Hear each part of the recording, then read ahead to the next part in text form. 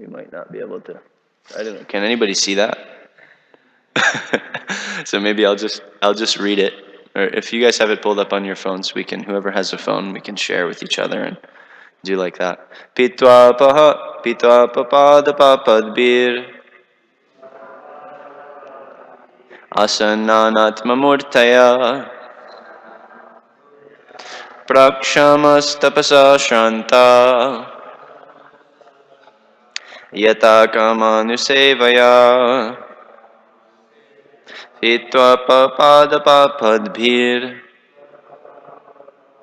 asananatmamurtaya prakshamastapasa shanta yata kamanusevaya pitva papada papadbir asananatmamurtaya prakshamastapasa shanta yata kamanusevaya. Please chant. Pitva papada papadbir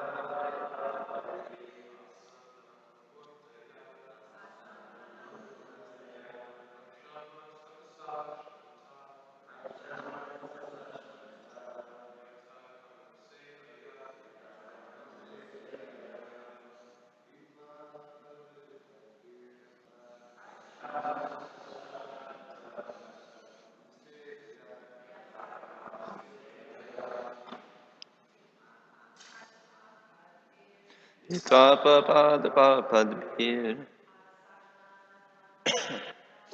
asananatmamurtaya prakshamastapasa shanta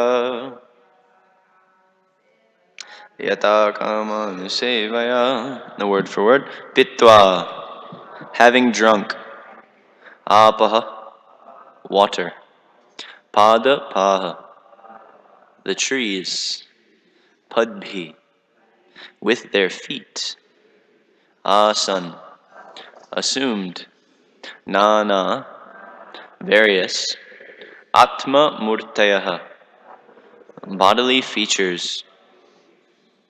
Prak, previously. Kshamaha, emaciated.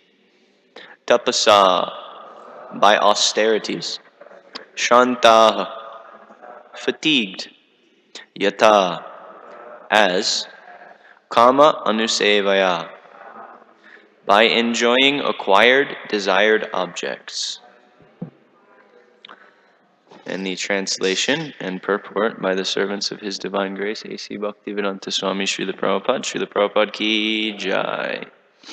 The trees had grown thin and dry, but after they drank the newly fallen rainwater through their feet, their various bodily features blossomed. Similarly, one whose body has grown thin and weak from austerity again exhibits his healthy bodily features upon enjoying the material objects gained through that austerity. Purport. The word pada means foot, and pa means drinking. Trees are called pada pa because they drink through their roots, which are likened to feet. Upon drinking the newly fallen rainwater, the trees in Vrindavan began to manifest new leaves, sprouts, and blossoms, and they thus enjoyed new growth. Similarly, materialistic persons often perform severe austerities to acquire the object of their desire. For example, politicians in America undergo grueling austerities while traveling about the countryside campaigning for election. Businessmen also will often deny personal comfort to make their business successful. Such austere persons, upon acquiring the fruits of their austerity, again become healthy and satisfied, like trees eagerly drinking rainwater after enduring the austerity of a dry, hot summer.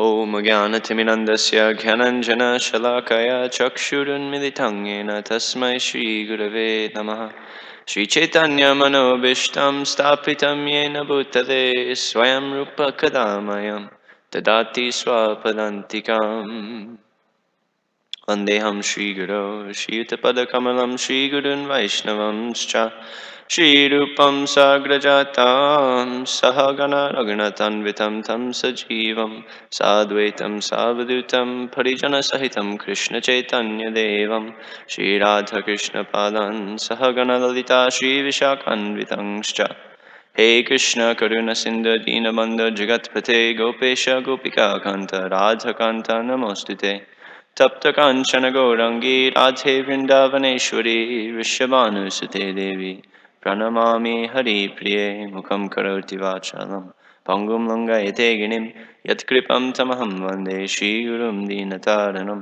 नमो विष्णुपादाय कृष्णप्रेष्ठाय भूतले श्रीमते भक्तिवेदान्त स्वामिनीति नामिने नमस्ते सरस्वती देवे गौरवाणी प्रचारिणे निर्विशेष शून्यवाधर शिवासदि गौरभक्तवृंद हरे Krishna Krishna Krishna Hare Hare Hare Ram Ram Ram Hare Hare.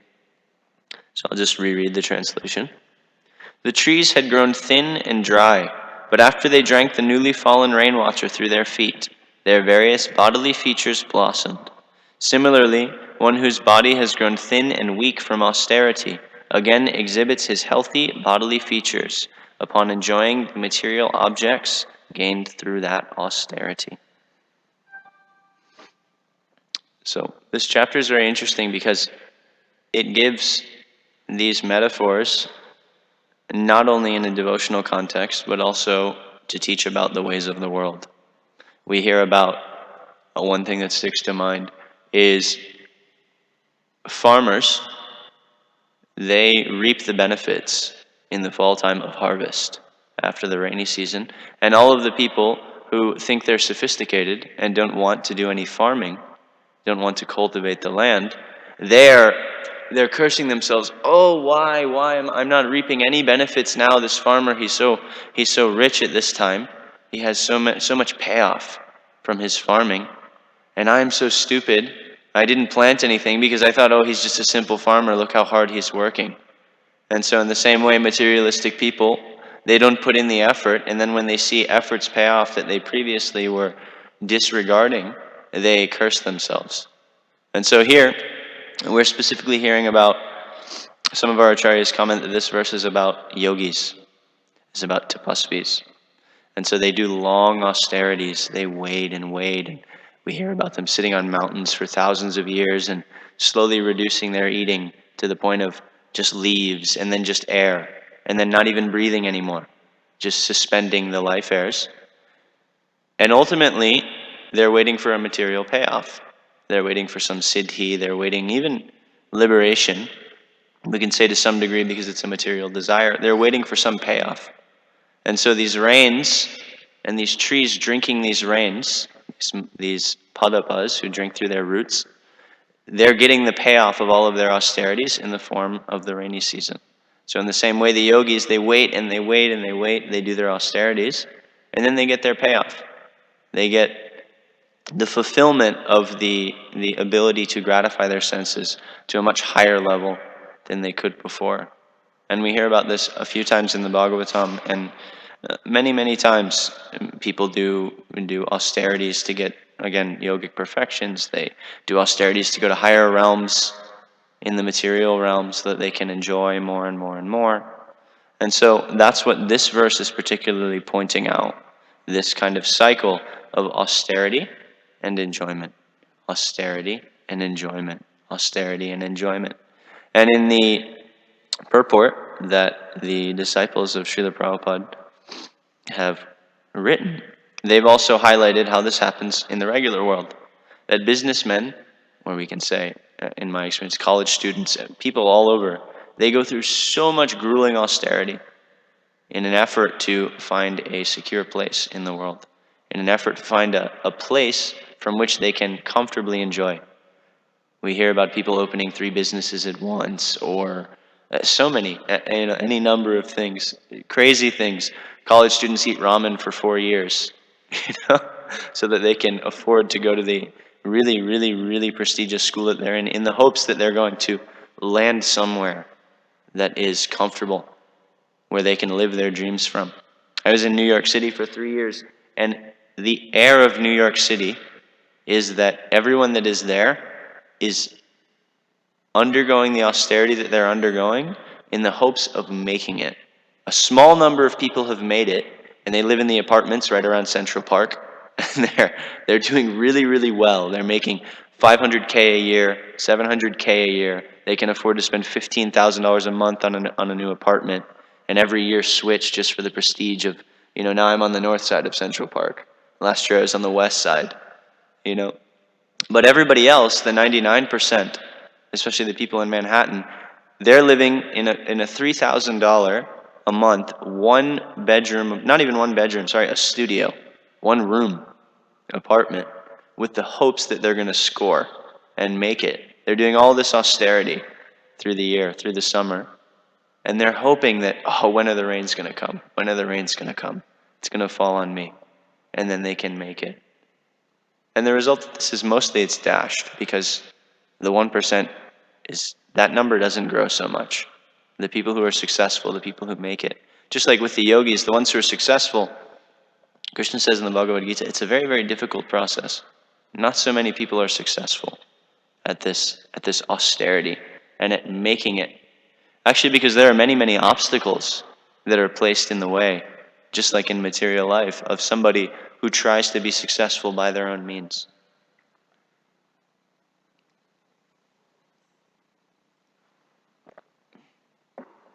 Yogis actually, and people who strive for self-realization by their own endeavor, they're often met with many, many external forces coming against them. For one, they have to control their mind on their own. It's their own volition that is going to keep their mind in check, and it's their own volition that is going to keep them from spending the energy that they're trying to withhold and grow, so that ultimately they can spend it the way they want to spend it. But also, externally speaking, the demigods like Indra and Varuna and the entire pantheon of demigods, they're not so happy when somebody strives for yogic siddhis and self-realization. And so they also put obstacles in the way of these people.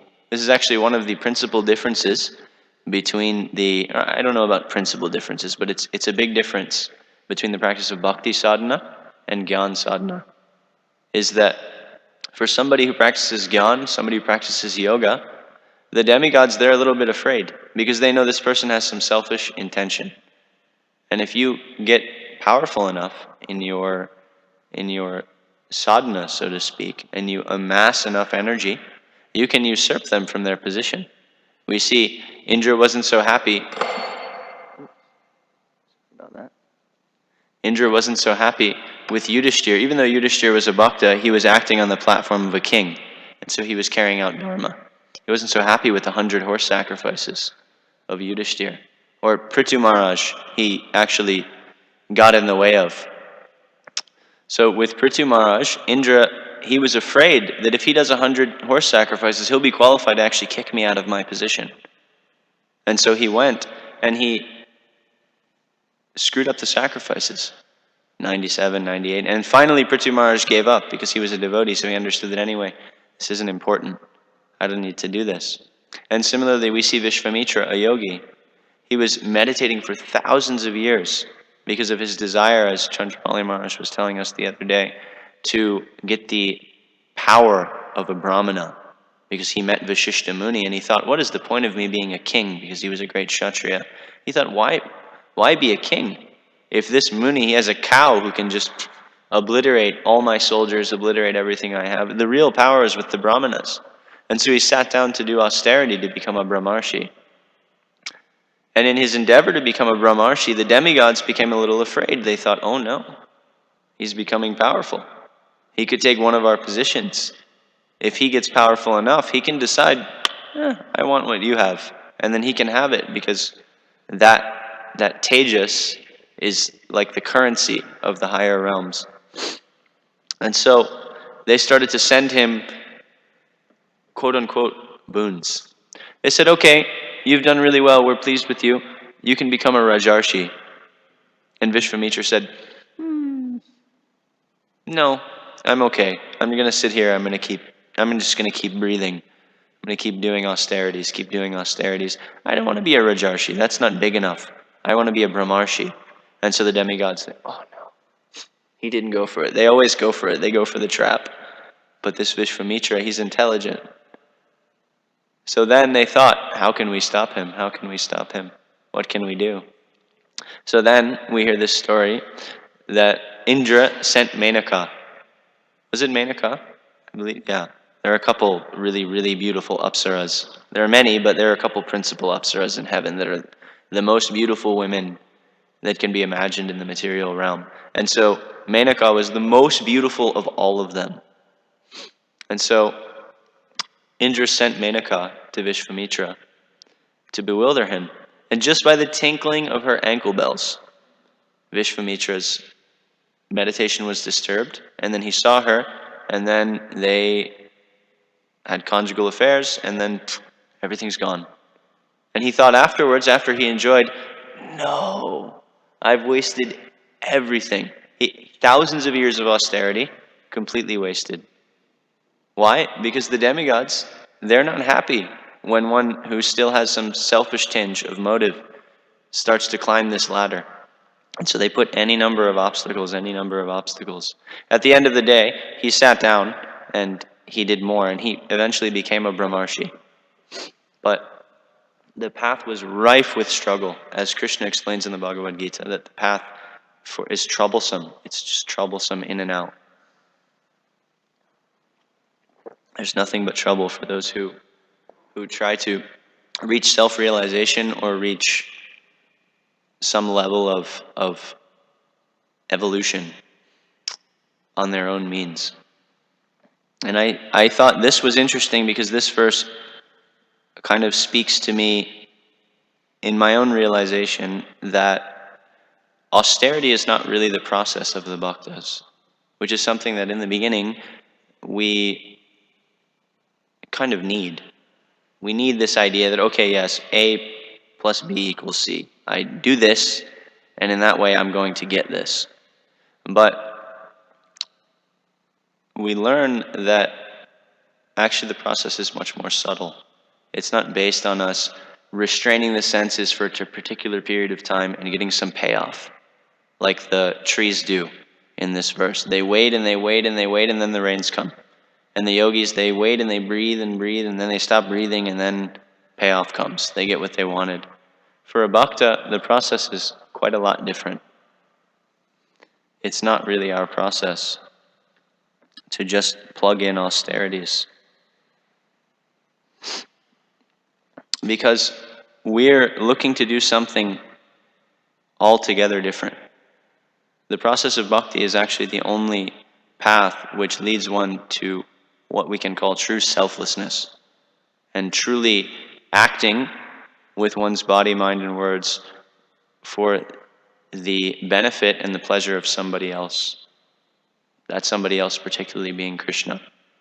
So we hear this verse that everyone should know, because it's practically the most important verse that Rupa Goswami has given to us. Is Anyabhilashita shunyam jnana karma dhyanavitam anukulyena krishnanu shilanam bhaktir uttama. So first, this anukulyena krishnanu shilanam bhaktir uttama. So this uttama bhakti, pure bhakti, which is the standard by which we measure things. We may not be practicing it because it's a very high thing, but we aspire towards it. Uttama bhakti means that we only do things which are conducive to Krishna's pleasure in a favorable mood, which is very high. We do things that Krishna would like, and we do them when he would like them, so to speak. And we do them with a desire not to do it just because somebody told me to do it, but because I actually genuinely, deeply want that. So that's very, very difficult. And then the external characteristics that we hear, the first half of the verse, is this anyabhilashita shunyam. So there should be no other desire other than that. Jnana karma adyanavritam. And gyan, karma, and other things like yoga, tapas, austerity, all of these things, they should not eclipse this goal of pleasing Krishna. So that's where the little curveball is there, because they can also be used. All things actually can be utilized in Krishna's service as long as this internal consciousness is there, that I'm doing this because I want to please Krishna. Now, many of us, and I can say for myself, at one point or other, have hung ourselves with this understanding, because it can be misused in an immature way. And one can say, oh yes, I'm doing anything. We use this yukta vairagya. But if the proper detachment isn't there, then we use it with still a selfish intention, and actually just becomes lip service that, yes, Prabhu, I'm doing this because I want to please Krishna. I'm doing this because it's my propensity, and it'll please Krishna, but ultimately we're actually doing it to please ourselves. But the thing is by trying this and undergoing the process and going through it, we'll realize what our selfish motives are, and we'll start to see, by engaging in this thing, we'll start to see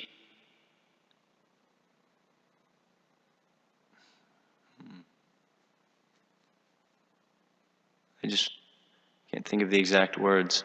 We'll start to see exactly where our motives lie. And then we'll be able to move forward in purifying those motives. Because we hear Chaitanya Mahaprabhu, the first line of his instructions to us, is Chaito Darpanam Arjanam, that this practice, the chanting, remembering, hearing about Krishna, thinking about his qualities, this practice purifies the mind. It removes this miasmic covering, this dark, foggy, dreary covering, which stops us from seeing our real motives. Out in the regular world, and even with ourselves, but especially out in the regular world where people are much more covered over, the narrative that you generally see is that I'm suffering because the world is just coming down on me. Everything that happens to me is because the world is against me. All the people I know don't understand me. They're fighting me. If I could just have things my way, then things would work out. This is what we see. This is what we even feel. But as one does devotional service, one can see actually that I'm my own enemy. I'm the one. The things that are causing me to not be able to move forward, the things that are holding me back, they're actually things I'm holding on to. They're coming from within me. So this is anarchana vritti, as we understand it. The realization that, whoa, all the bad things, they're actually situated right in here. And anything that I'm seeing in the world that is holding me back, it's actually, generally speaking, me projecting that onto that circumstance and then blaming, because I'm not ready to admit the fact that actually I'm the one who is causing my own problems. This is very, very important. It's very important to go through.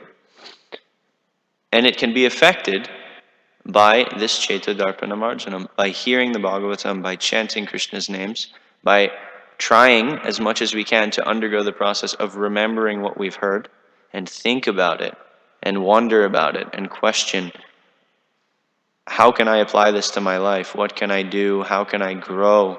How can I move forward with this understanding? Then these things can be revealed. Because actually, another interesting misconception that I held for a long time in reference to anartha nivritti, we generally look at this stage of bhakti like, okay, we see the bad things and then we get over them. And then after getting over them, we're fixed. We reach nishta. if anyone is familiar with these stages. So we see the bad things, and then when they're gone, then I can be fixed and I can practice nicely.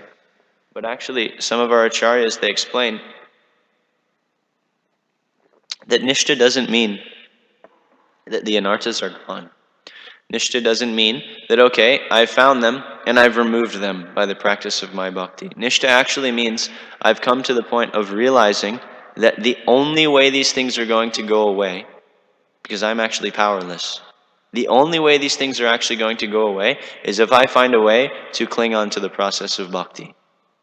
Particularly the internal characteristics of bhakti, the swarup siddha bhakti, which Chaitanya Mahaprabhu tells us is chanting, hearing the Bhagavatam, associating with the sadhus, living in Vrindavan, and serving the deity. Finding a way to make these things the center of my life. It doesn't have to be an artificial imposition of them being the entirety of my life, because that's, in most cases, not going to work. It just isn't doable or practical. We even see, for people who live in the temple, and again, using myself as an example, I've seen myself struggle with this for, I'm ashamed to say, years at a stretch, that when the entirety of your life is devotional service, minute-wise, I mean, because it's not internally for most people, when the entirety of your life is devotional service minute-wise, then just like with anything else you're doing incessantly, you just have a tendency to shut off and just go through the motions, step by step. Okay, this is what I'm supposed to do. This is what I've been doing. This is comfortable. And this actually isn't, it's some sukriti is there, and it's always a springboard that allows one to enter their consciousness into what they're doing. But it's not bhakti proper. It's not Krishna consciousness, as Srila Prabhupada has told us we're supposed to aspire to. Krishna consciousness means I'm actively engaged in what I'm doing. And if we go through our day in such a way that it's so mechanical, and we find ourselves in a position of never actually pouring our consciousness into what we're doing, then we can stay in the same place for many, many, many, many years.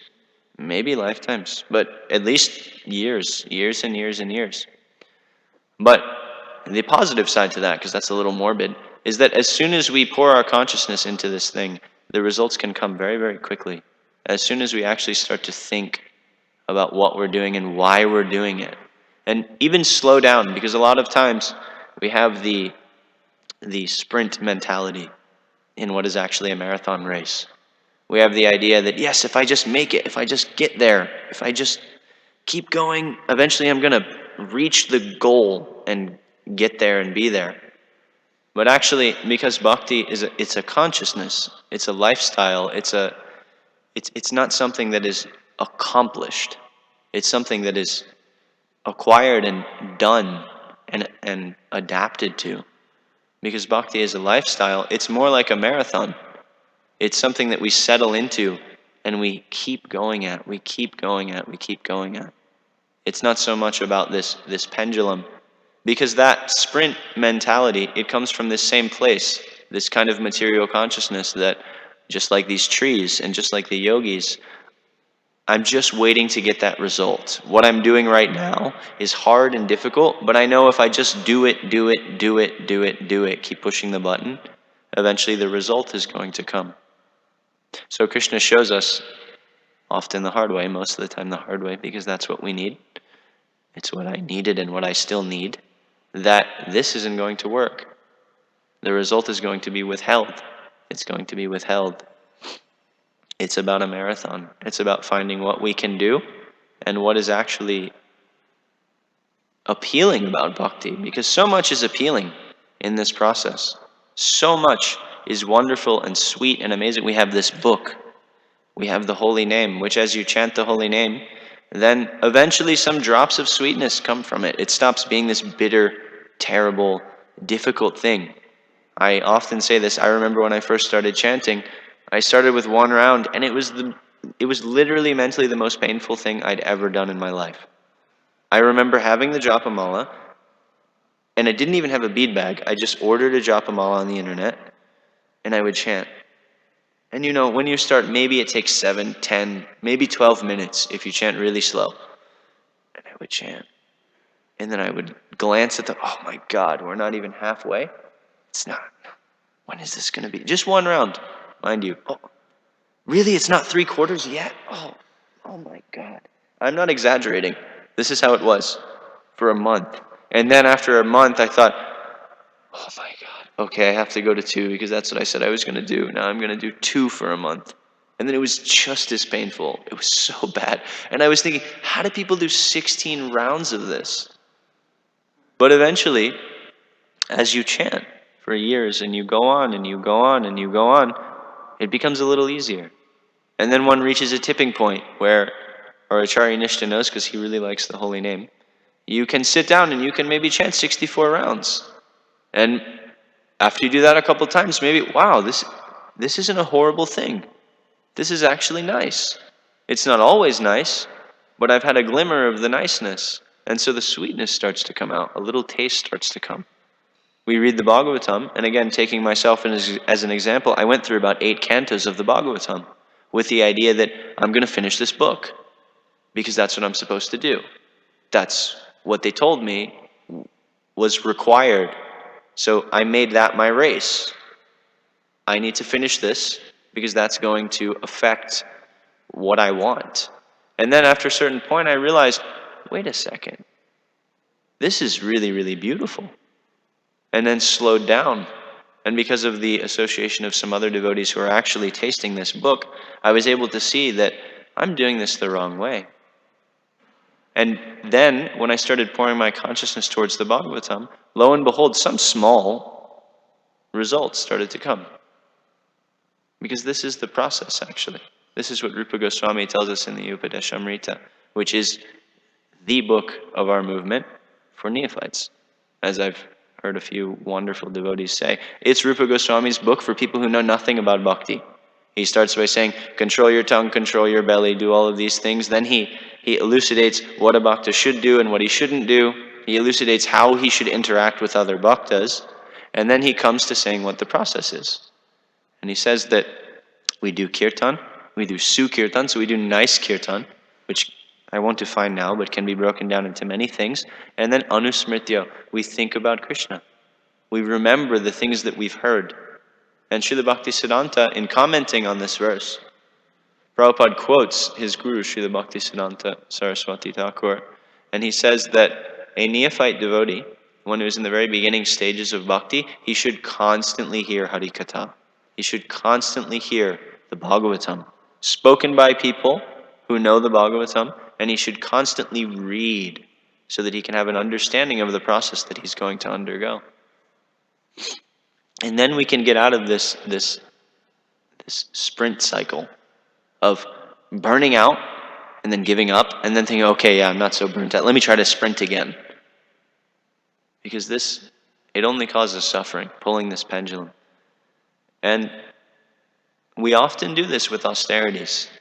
We do this with Ekadashi. Yes, no water, no sleep, Prabhus.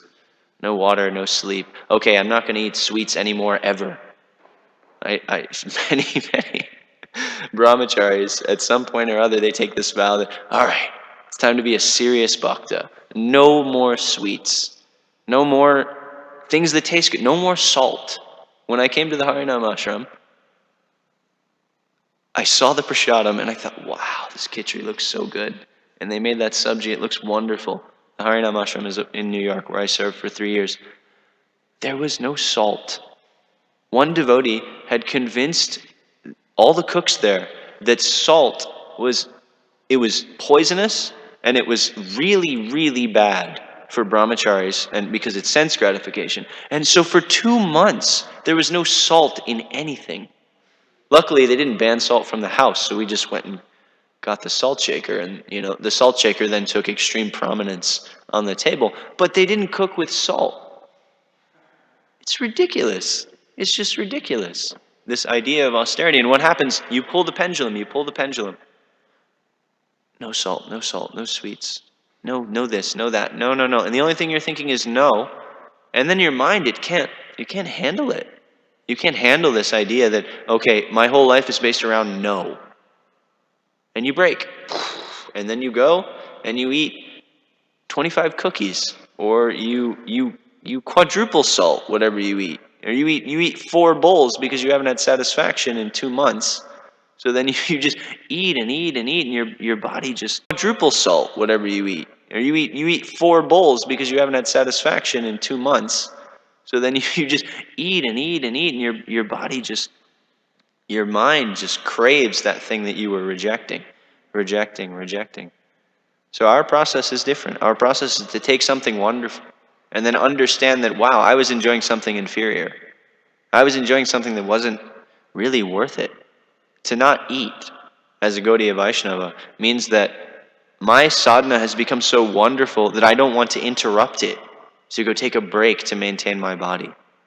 And until we get to that point, there's really no point in trying to beat the body up and trying to go through all of these austerities, because then what happens? You lose the ability to even focus, because then you're only thinking. How many of us have done a Nirjala Ekadashi, and all you think about is eating or drinking the whole day? Like, yes, I'm gonna be austere today, and I'm gonna do it.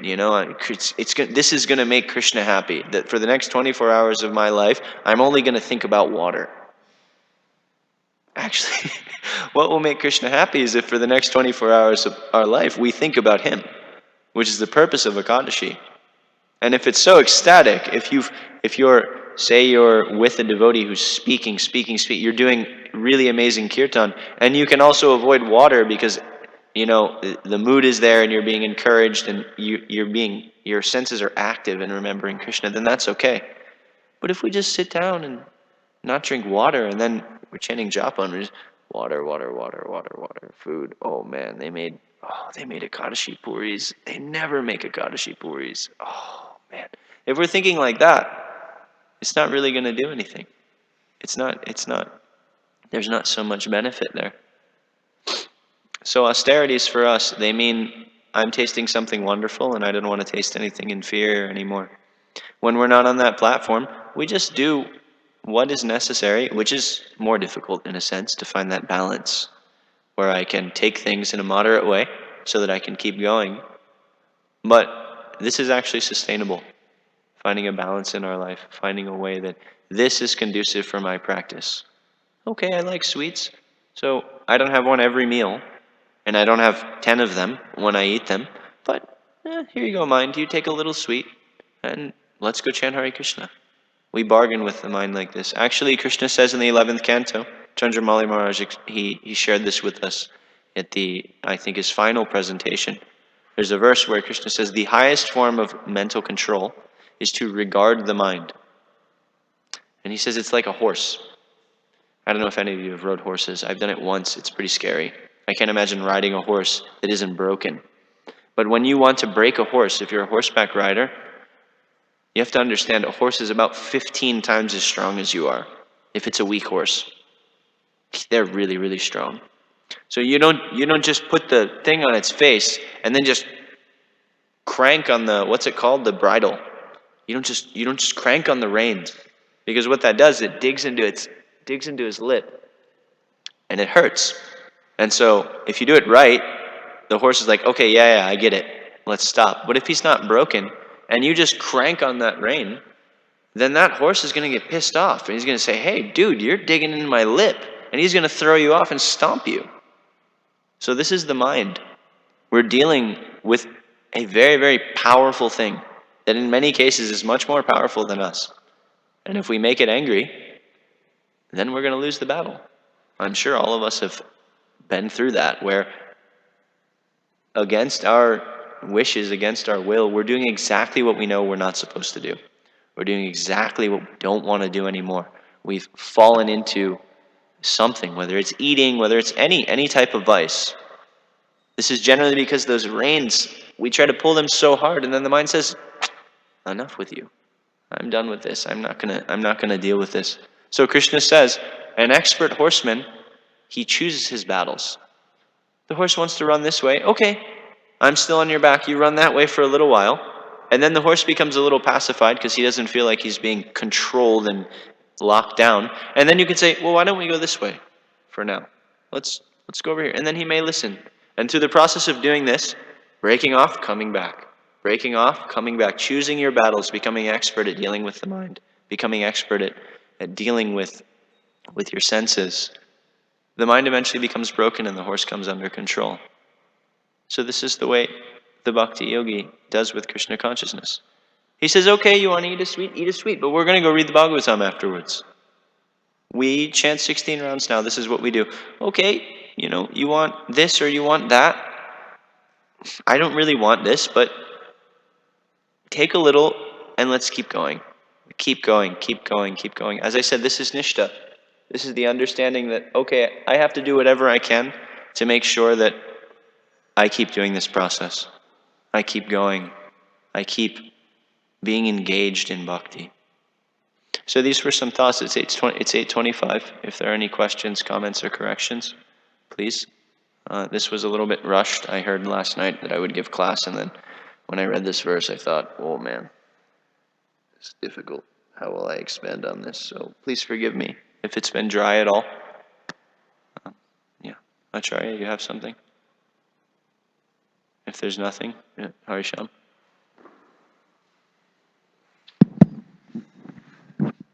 I just have an appreciation. When I heard the verse and the purport, I didn't really know which direction you were going to take the class in. So I particularly appreciated what came out. Yeah, especially this idea. I think what you were really hitting on is our fruitive mentality. That we have this tendency to pay through our austerities and then await the reward that comes at the end, So Yes. the best thing about Ekadashi is breaking fast. For instance, it's like, no. Or yeah, the best thing about chanting japa is when it's over, or oh, that's a big one, I remember feeling that. Sorry, I didn't mean to interrupt, but just yes. Yeah. At that 16 round, maybe it was like a year and a half in, and I chanted my rounds. I thought, I'm done, and then I thought, oh my God, that's chanting not to it. finish, as Mike Marsh says. But I was also thinking how one very pernicious way in which this mentality afflicts us is thinking that, I've been around now for a few years, so now I deserve the respect of others. And I deserve the recognition of others. Why? Because, Prabhu, I've been serving here for 15 years. Did you not know that? Like, I've been washing pots before you even joined the movement. Like, come on, Prabhu. Like, this mentality of, like, I've done something for Krishna, so therefore now I deserve something back is so dangerous. Because, like you pointed out so nicely, the goal of bhakti is something else. It's not that we do bhakti so we get something else in return. As Jajannath often puts it, bhakti for bhakti's sake. I chant Krishna's name because that's what I do. Even I heard to do bhakti for purification is also not the highest standard. Yeah, To do bhakti because I want to be purified of my anarthas is also not the highest understanding. I do bhakti because that's what pleases the Lord, and I want a relationship with Krishna. Yes. That's why I come to the morning program, and that's why I do everything. That's why I serve. And my question is, so I had that appreciation. And my question was, sometimes as like, you want to help younger devotees kind of maintain sadhana, but it's a very uncomfortable situation because I never feel good about going up to a devotee and saying, Prabhu, why don't you come to the morning program? Prabhu, why don't you chant more rounds? Why don't you do your reading? Because I wonder if by telling someone to do bhakti, will it really have the result that it's supposed to have? If someone doesn't want that relationship with Krishna and you tell them, Prabhu, why don't you come to the morning program? Why don't you chant? Why don't you, if they don't want that relationship with Krishna and they do it because you're telling them, and they say they do it because it's like, people are telling them to do it. Does it have any benefit? Or is it better if someone doesn't have that natural propensity, like, to want to do bhakti, that you just, okay, when your time comes, you'll just do it on your own? I don't know. You see what I'm saying? Yes. Yeah. You have any comment on I always have a comment because I'm an asinine guy who likes to answer questions. But one thing that I can think of is it's a matter of situation also. If somebody comes and they're under your care, they're in the temple, they need the help, then it's actually a form of mercy to help them and show them, because many people, they need that stability because they can't conjure it up themselves. And in an internal way, they want that, but they're not able to do it because the mind is just beating them. They're losing this battle with the horse that they're riding. The horse is just completely, every time they try way too hard, and then they lose. And so they really need the help, generally, of the people who have more experience to just keep them on the road, to keep them on the path. So I would say that it definitely doesn't have no benefit, if someone is in a position of leadership and there's an art to it, to gently coax the person, and even not so gently when it's required, because many people need that in the right way. They need to hear that, no, you're doing this wrong, and I care about you, and that's why I'm saying it, and it has to be done like this, So I would say that's the first thing. Which again, it's a big art, because if you do it wrong, then the person just hates you. And then you actually make them not want to do it, not want to see you, not want to do the process, not want to be a part of the practice. Sadly, that's their own ego. It doesn't really have anything to do with you. And the only failure that's there is on the part of you not being able to communicate so expertly. But yeah, that's such a difficult thing, You can't really be faulted for that. We really just kind of have to fall back on our intention and then pray that, Krishna, please help me convey to this person that I do really want to help them. I think that's, in my small experience with that matter, that's been the only thing that has helped me when I'm in that position, is to just really pray that, I'm not such a subtle person. I'm not, I'm a bit of a brute. Please help me convey to this person that what I'm saying, I care about them. And that's the only reason I'm saying it. I don't have any other reason to say it. The danger you see is when you see people who don't have any reason to be doing that, doing it. And then that kind of burns people in general, and then makes them not want to take any authority. Because you see some Bhakta running around the temple, or even not a Bhakta, like you said, somebody who's 20 years in the movement, we see this, who obviously likes to tell people what to do, and likes to give the corrections, and likes to, it's there. Every one of us has run into that person at some point in our devotional lives, usually early on. That person who just likes to find the flaw in what I'm doing, and you shouldn't do like that, you shouldn't do like that, you should do like this, you should do like this. That person, they're going through their own thing. And that usually burns people. So one also has to go the extra mile to show that that's not who I am. That's not what I want to do here. And I'm only doing this because I see that nobody else is going to do it for you. And it's what I needed when I was younger, or when I first started. It's what I needed. So if we act from this platform, then I think Krishna will do this yoga-kshemam, bahamyam, carry what we lack, preserve what we have. And other than that, yeah. Thank you. That was nice. I'll just add one last small thing. I remembered a story that I once heard about Jayadvaita Maharaj.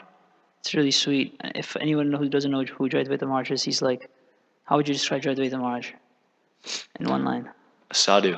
Sadhu, yeah, complete sadhu. Very precise, concise, extreme sadhu-like person. Anyways, wonderful sannyasi, very heavy. And so one time one devotee went to Jayadvaita Maharaj and was saying, in this mood of, oh Maharaj, when we were young, we did so much for the movement, and we gave our lives, and we collected so much money, and we gave it to the temples, and in this spirit of what did we get in return? Something like that. Yeah. So he was saying like this, we gave our life, and Jayadvaita Maharaj just kind of just picked up his hand and said, "Now give the rest." Sadhu. Sadhu, that's it. It's I remember hearing just this. give the rest. I remember hearing this, and it was infuriating to me when I first started. That they told me that Krishna doesn't see what you're giving him; he sees what you're holding behind your back. And I thought, that's not fair. I'm trying to give so much. You're only gonna judge me based on this. But actually, that's mercy. That's mercy. The sadhus, Krishna, our guru, they're always going to show us that, no, I'm sorry, but this isn't it yet. You're on your way. but this isn't it yet. You're not aiming at the right thing. That devotee that has been around for 10, 5, 15, 20, 25 years, and they're reaping the benefit of being able to order people around, that's a sad place to be, because there's such a beautiful thing that's right in front of them. This book is so full of really wonderful things, and things that Krishna's just waiting to sweep us into the most amazing existence that we can't imagine. Not even that we could ever imagine, that we can't imagine. It literally has to be experienced. And we're gonna forsake that for the sake of being the guy in the temple or in the office or in the whatever, being able to tell people what to do. All of these really, really, really miserly things. So Krishna has to show us that no, this isn't it. Guru has to show us this isn't it. So offer the rest, like Jayadvaita Maharaj said. Kind of balance it out, because for many people it is their service to tell people what to do. Yeah, it's You know, required. so it's required. So it's not that what Josh is criticizing is the idea that people who are older and tell people what to do. That's not the point, you know, because you need people to tell people what to do. That happens to be my service, unfortunately or Yeah. fortunately.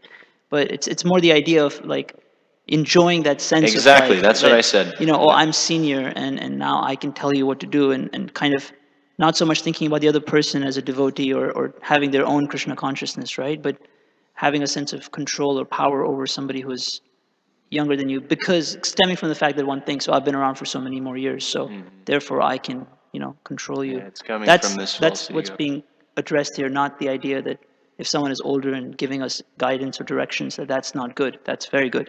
We need that, actually. We really Yes. need that. So, and we should seek that. We should seek guidance from authorities and elders and people who are wiser than us.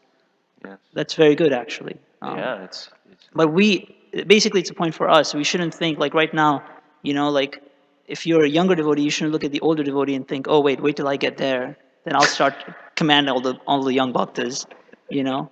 So one shouldn't think like that, and those who are like a little bit older shouldn't look at the sannyasis and think, wait till I become a sannyasi so I can get the Mahaplate and I can tell everyone what I don't like about the temple, you know. So that's wrong. That's the mentality Yeah. that's being. Just wanted to make that distinction, you know, so Yeah. people don't walk away thinking, yeah, nobody likes managers. If you're thinking like he's saying, then one nice aphorism for you: be careful what you wish for. If you're thinking, oh, just wait until I can command the bhaktas, you just wait. Okay, we'll wait for that, and you'll see. It's not fun. It's not it's not what you want. And that's the characteristic of a real leader, is that they don't enjoy that. Therefore they carry it out as a service. You know, they carry it out as a service, and then they'll be inspiring, because you'll see that actually they enjoy doing real things. They enjoy that's the mark of a leader. Look at Vaisheshika Prabhu.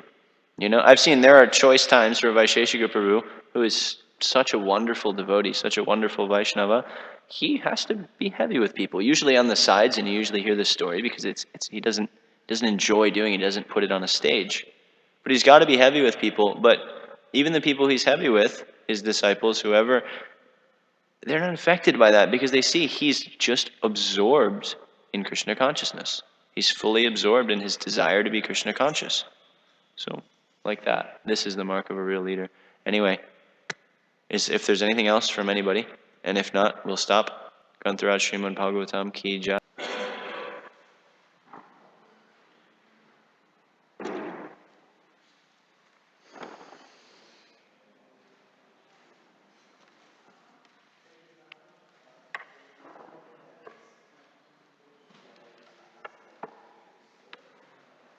Just off the record, guys, actually, the moral of my class was that we should